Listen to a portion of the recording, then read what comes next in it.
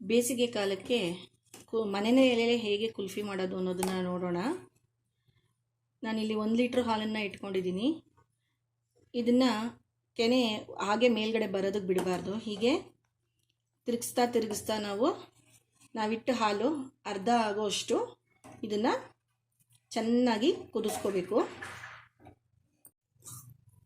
ಹಾಲು ಹೀಗೆ ಕಡಿಮೆ ಆದಮೇಲೆ ಇದಕ್ಕೆ ಒಂದು ಅರ್ಧ ಕಪ್ಪು, ಹಾಗೆ ನಿಮಗೆ ಎಷ್ಟು ಸ್ವೀಟ್ ಬೇಕು ಅದ್ರ ಮೇಲೆ ಸಕ್ಕರೆನ ಹಾಕ್ಕೊಳ್ಳಿ.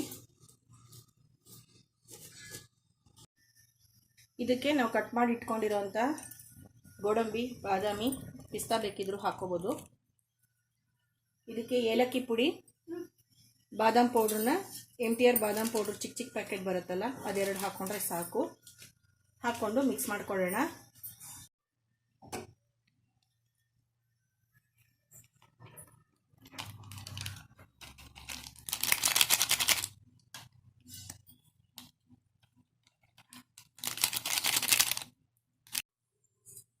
ಈಗ ಈ ಥರ ಆರಿದ್ಮೇಲೆ ಈ ಥರ ಕಪ್ಗೆ